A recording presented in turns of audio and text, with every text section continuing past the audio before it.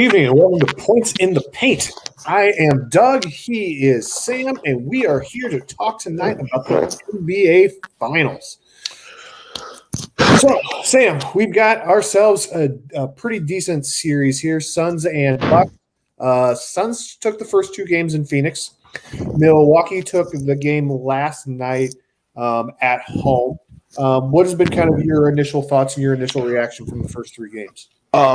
It's, I guess, to be expected. The home team wins every game. Expect it, especially in the way they won. Like, the games are, they're all pretty much double-digit, wins for, I think, the home team. I want to say, I think both of the games in Phoenix were like at least 10 plus. But yeah, that's good. After the first two games, a lot of people were saying this is going to be a sweep and Milwaukee just can't stop Phoenix. So they held Milwaukee, or I think Milwaukee held Phoenix to 100 points, which is really good. So I hope Milwaukee can kind of tie the series up in game 4, but now we'll just kind of hold true for the game 5 narrative, So yeah, it's good. It's good for the NBA. And it's good, I hope the series goes at least 6 games. It's the finals, I'd love for it to go 7, but I think it'll definitely go 6. I know we had talked last time about whether Giannis would play. He played game 1 right out of the box. Only put up 20 that night. Didn't look great, but I feel like now the last couple of games he's really kind of back to being his old self. And I do think Milwaukee could have potentially stolen a game in Phoenix, but yeah, Giannis missed that first game. So if it was going to be any game, it probably would have been, it would have maybe been game 1 if they weren't expecting, because I don't think they were expecting Giannis to play. So he did play. And I talked to somebody about this earlier today. Giannis is a great player, and Milwaukee's a great team. And obviously Giannis is a freak, athlete. You see what he does. He's not utilizing his teammates around him as effectively as he can. And that's something LeBron does. And I think that's just something that comes with time. I think that's something Giannis can have to learn.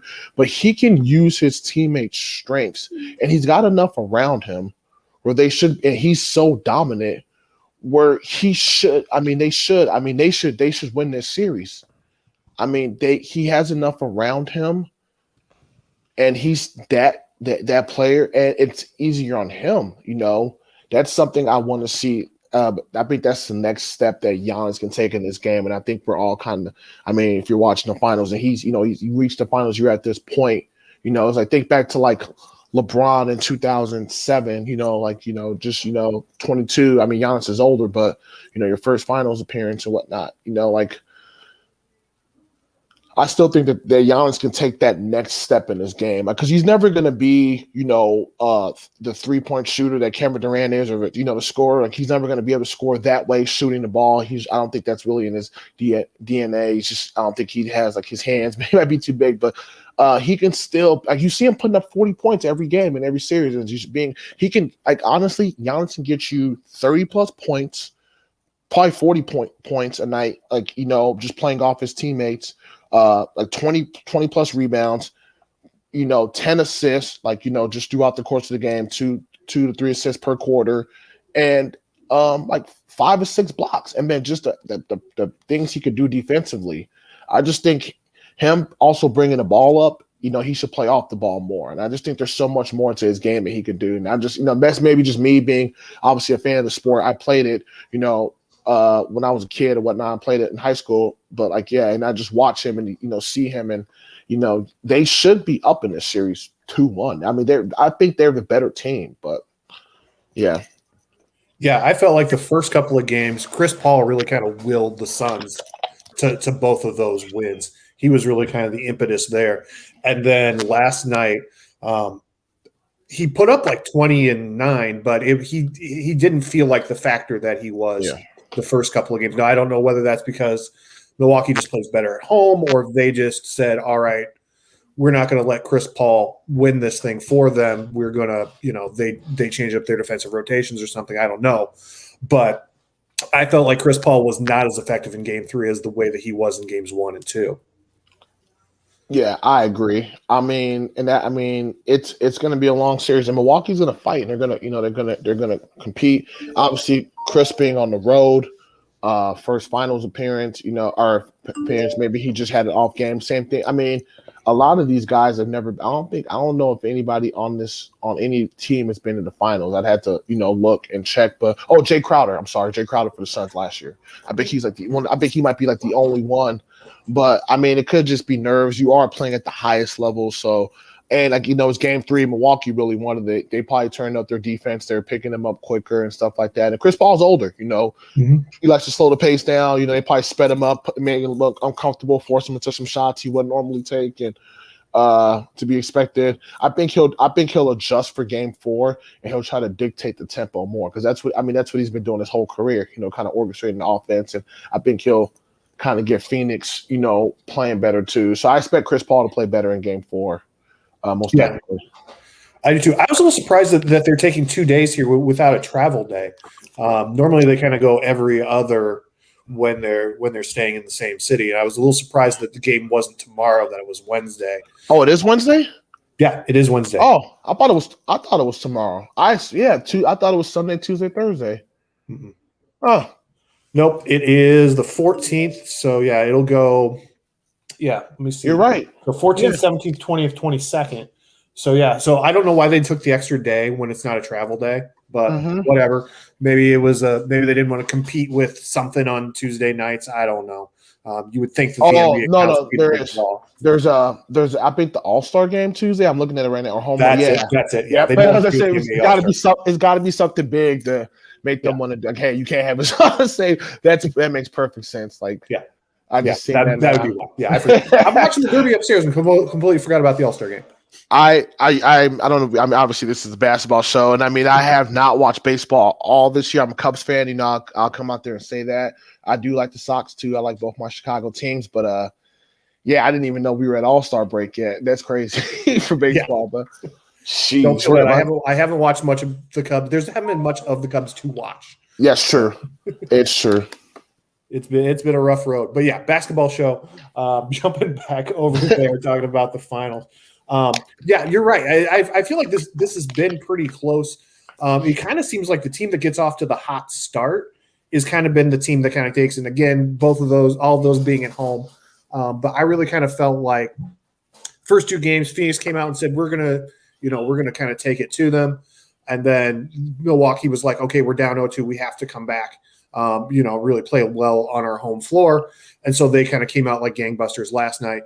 So I'm curious to see in game 4, and then when the series shifts back game 5 to Phoenix, what goes on there. So I think the next 2 games on Wednesday, Friday will be very pivotal in how these games go. I think whoever's bench plays better. I agree with you, and I think whoever's bench plays better in these games, I think is going to determine. I think the starters are all going to do their thing, but I think whoever's bench plays a little better. So is it going to be Phoenix with like Cam Johnson and Campaign and I can't remember who else comes off their bench now, but are those guys? Those are going to be Milwaukee with like Bobby Portis and Pat Connaughton and like Brent Forbes and whatnot. So and I mean I know Bobby Portis, they looked good in game 3, but they're at home. So yeah, and I look at these teams and then I look at their stars. Like, obviously Phoenix has Devin Booker, who's their their superstar, and DeAndre Ayton, who's a nice emerging big man, and Chris Paul, and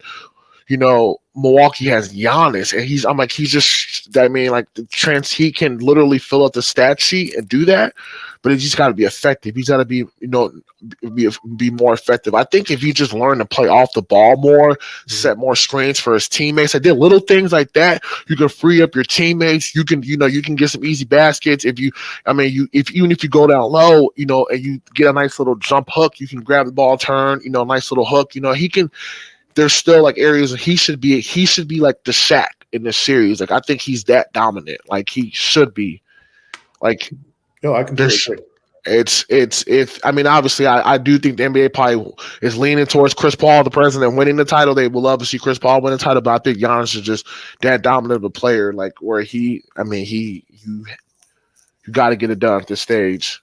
He's putting up the numbers for it, but can those numbers turn into wins? That's the thing for him. And then obviously Phoenix, they're good. They're young, but it's like Chris Paul's the veteran, and Chris Paul and the youngsters. Yeah. Like Master Splinter and the Ninja Turtles. Yeah, that's exactly what it's like.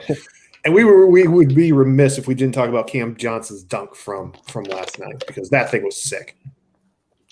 That was nasty. I kind of wish I don't know if you've ever seen that clip of Kobe White when Cam Johnson got drafted and he was like, wow. I kind of wish they played that Kobe White clip right after that clip right after that. That dunk was, man, it's tough, man. Like, I saw PJ Tucker slide Iowa and then slid over. He had too much momentum at that point. Mm-hmm. I mean, at that point, either he's going to get hurt, like if you try to like foul him and stop him, or you just let him like dunk and you just give up the 2 points. I can't remember what the score was at the time, but I would have just stopped if I was PJ Tucker. Like, there was nothing you could have done. He had so much momentum, and he's 6'10", so right, yeah. It was like Van Gundy said. He was like, I don't care if you give him the offensive foul, but you still have to count that basket. It was that good of a play. Yeah, because it was just that kind of crazy athleticism that to do that. So yeah, it's bad when the other team gets up, like, oh, like you saw the reaction from the team that it happened to, like the other team even's like, oh, like, I mean, that's just one of those. Yeah, as a basketball player, like, oh man, like, that was tough. Like, I mean, I think they were down by a lot at that time. It was not a close game. That's why it was still a good dunk, but they were still down. Like, they were down the whole game. They were down by a lot, so it wasn't going to change the score of the game, but it was still like a noteworthy play. Mm-hmm. Yeah, I don't think they ever got closer than like 8 after like the first quarter. Jeez. Like they trimmed it down to like under double digits, and then they just pushed it right. Bucks pushed it right back out again. Yeah, like they were in control the whole time. Whole same. Yeah. So going forward, what do you expect? So let's do this in 2 parts. What do you expect Wednesday night, and then from that, what do you think we'll see in Game 5? I think both teams should just make their adjustments. I mean, and do but I still think Milwaukee's going to come out aggressive, and they got to play like, out of their mind. I think Giannis is going to do his thing. I imagine Chris Paul and Devin Booker will both be aggressive. Curious to see how DeAndre Ayton looks. I'm not sure what his numbers were in Game 3. I can look him up now. Actually, I'm curious about that. I'll take a quick look. Okay, and I think with Milwaukee, I think those guys like Bobby Portis, the bench guys, come out aggressive. Robin Lopez, we'll see. Drew Holiday is I think he's got to come out aggressive. He's got to attack. I mean, you gotta attack. Offensively. I think he needs the ball in his hands more, and that's why I think like so he's more comfortable. But I think Giannis needs to play off the ball more, because then that way you could draw away the help, and I think that can open up shit for Chris Middleton as well. Like, Giannis, if you're setting picks for these guys and you're rolling to the rim, I mean, you're going to draw like 1 or 2. I mean, you're going to draw a couple guys away. You're going to get a switch or mismatch. You're going to get your guy on a switch. I mean, if you guys are running pick and roll with like, if you get a pick and roll with like Ayton, DeAndre Ayton, and you or whatever, and you get a switch on it. I mean, like, then Ayton's got to guard your perimeter player. But you're rolling to the rim, and then the point guard's got to cover you. But that's where you could post up. I mean, or at least draw a foul. He's got to do little. Those are like the little things that Giannis needs to learn to do. Situational basketball, I guess, is the term for it, that can really elevate him. But I think, and I know Chris Paul's gonna come out. I think Chris Paul's gonna have a hell of a game in Game 4. I think he might have a big game. He might go off like, I don't know if it's 40 plus, but he might go off for close to 30. It might be a 30 point, 10 plus assist night for Chris Paul. And we'll see what I think Devin Booker will come out aggressive too. Yeah, Booker almost has to. So last night, Ayton finished with 18 and 9. Booker only had 10 on 3 of 14 shooting. Yeah, he was 1 of 7 from 3-point land. So I would expect Booker to play much, much better. I agree. Wednesday night, because he can't be that bad again. And not if they want to pick up another win. It's just not going to happen. No. He has to play better. And it's crazy, and it's kind of really hard to evaluate a lot, because a lot of these guys have not been here. And then the only guy that has been there, Jay Crowder, he's a role player. He's not, you're not calling on Jay Crowder to give you 20 points. Like, if he gives you, give you any offense he can, hit his open shots, play good defense.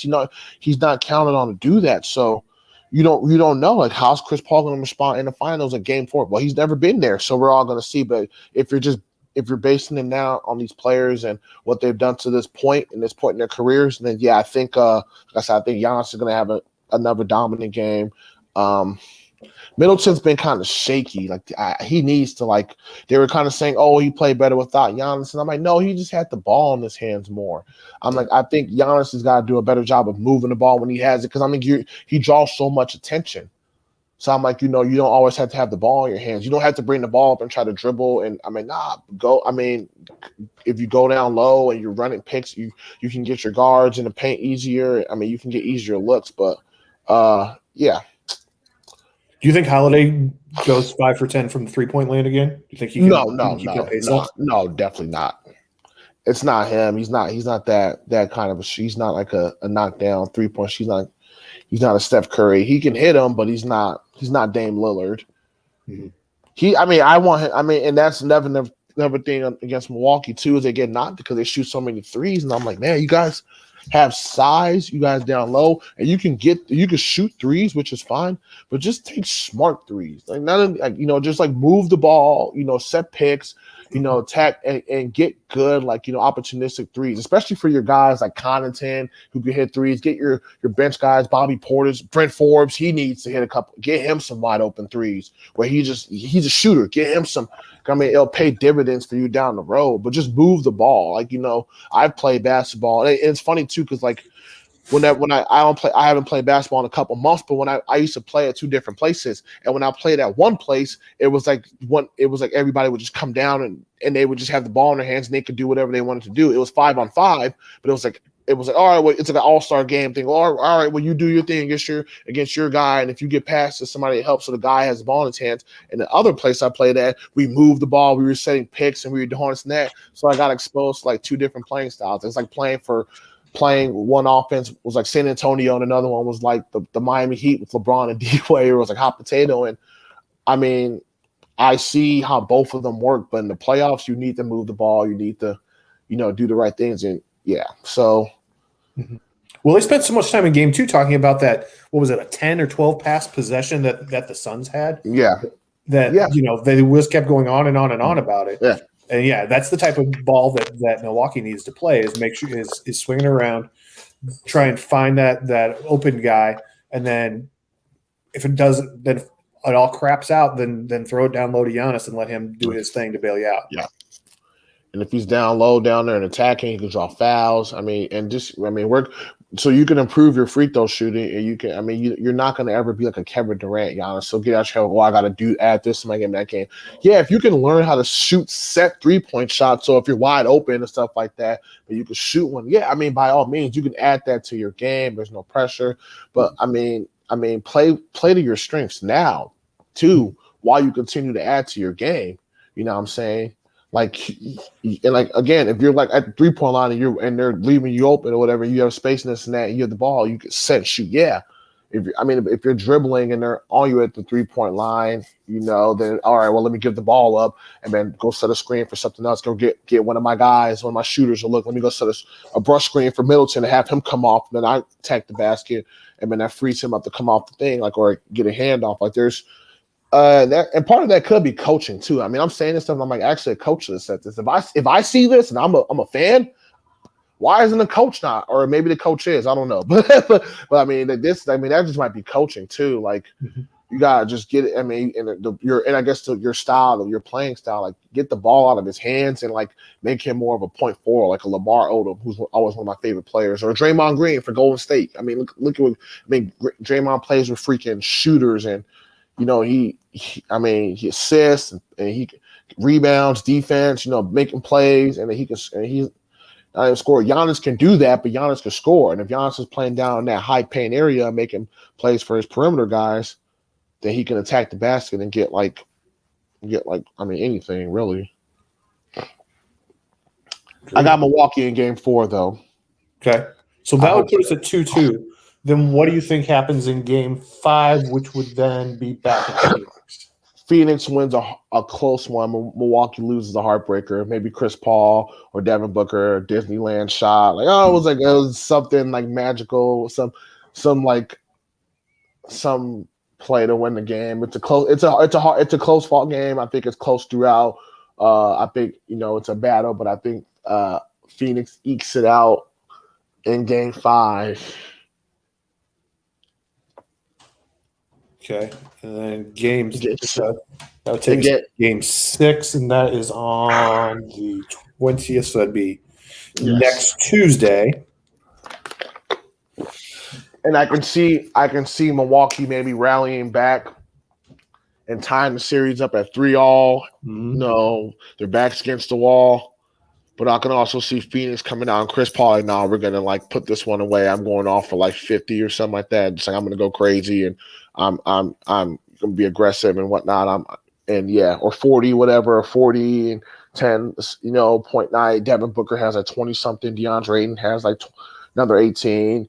Then like Bridges and freaking Crowder hits, they each get like 3-4 threes. Freaking campaign makes play. I can see that happening too in game 6. Yeah, I could see that too. I think Phoenix steals one tomorrow night or Wednesday night. I think they can steal one in Milwaukee. I don't know why. I, I've got nothing but a gut feeling, but I feel like Phoenix is going to no, pull one out that's Wednesday. not bad at all, Doug. That's I can see that happening too. That happened, I would not be surprised. Like I would not be surprised at all because it's all adjustments. It's like it's crazy because it's not obviously football is like one game. Even baseball, there's multiple games in the series, but like it's all adjustments and you adjust. I mean, you're playing the same team like multiple games. Like I wonder how, and I think about that I wonder if I would love to do that experiment, a pickup game. Like the same guys we play each other, the same maybe it's like two teams of with 6 or 7 guys, or no, 2 teams of just 5 guys, the same 5 guys, and we play each other for a couple games, repeatedly and just see. I've done that, and obviously the dominant more team will win. But I wonder if you do that over a span of days, like how it would change who you're guarding who, or when you're guarding this person and stuff like that. Yeah, back when I was covering sports for the Times, oh god, this was a long time ago. I remember it was Scott Harding was coaching the UT girls basketball team, and so they played Moline twice in the Moline girls twice in the regular season, and then they would get them again in the regionals. And Harding basically told me in the regional game, he was like, we basically took our two regular season games and used those as experiments so that we knew what we wanted to do with them in the playoff time. We didn't care about the regular season wins. We wanted to know how we needed to play these guys when it mattered in the postseason. So yeah, familiarity and getting a chance to play these folks over and over again gives you a chance to make some changes, and then when you think you need to play that card, you play that card. I agree. And it gives you a chance to kind of exploit matchups and everything. Mm-hmm. Yeah, because I'm guessing too. I would only imagine some of the scouting reports and all right, well, this guy likes to dribbles with his right hand, prefers to go, he doesn't go left and stuff like that. Because even I know that when I play pickup basketball against certain players, like, all right, well, this guy's a shooter, or this guy's, he's strong, so you just kind of know, all right, well, make sure I don't let this guy's quick, got to make sure I stay in front of him. Like that thing about, and those are just things from playing from pickup. Now imagine if you have actually people who get paid to exploit weaknesses in somebody's games. All right, well, make sure when you dribble, make sure you post him up, he doesn't like contact, and you know what I'm saying? If you post them up a few times, it's crazy, but it's all going to come down to adjustments pretty much. Whoever's a better coach, and I kind of give the edge to Monty Williams. I like Mike Budenholzer. He came from Popovich. He did wonderful things in Atlanta, and he's a good coach, you know what I'm saying? And he got his team to the finals, but I think Monty Williams might be a better person at making adjustments. Mm-hmm. So we'll see. Yeah. Cool. All right. So that is what we are looking at. We will be back. If this series wraps up. We will be back when the series wraps up. So game 5 would be Wednesday. Yeah. And then when's game 6? Or game 5 is on the 7th. Yeah. Game 6 is on the 20th. Is on Tuesday. I just moved away from my calendar. Game 4 is Wednesday. Yeah, game 4 is Wednesday. And then it's Friday game again. Game 5 is Saturday. Saturday, huh? Saturday at 8. And then game 6 is Tuesday. And then game 7 is Thursday. Sunday, Wednesday, Saturday, Tuesday, Thursday. Yeah, there must be. I guess with all the other sports being kind of out of sorts. So the earliest the series could wrap up would be Saturday. Mm-hmm. Yeah. Which then we would be back either Sunday or Monday. Yeah. I hope it doesn't wrap up Saturday. Yeah. I want to see what series goes 6 or 7 games. Okay. Yeah. Perfect. Yeah. And then if it goes into next week, we'll be back next Monday. Yeah.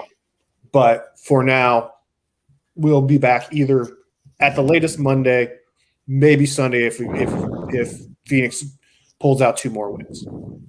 Fair? Yeah. Okay. All right. So that's kind of the game plan for the next week here. So if you're tired of listening to us, you're going to want to hear. You'll never be tired of us. If you want to hear more from us, cheer for Milwaukee. That's your rooting interest. Yeah. I know you guys want to hear my Morgan Freeman-esque voice. I do. I love it. All right. Cool. All right. So with that said, I'm Doug. He's Sam, and we will see you guys here in the next couple of days. So that's our picture.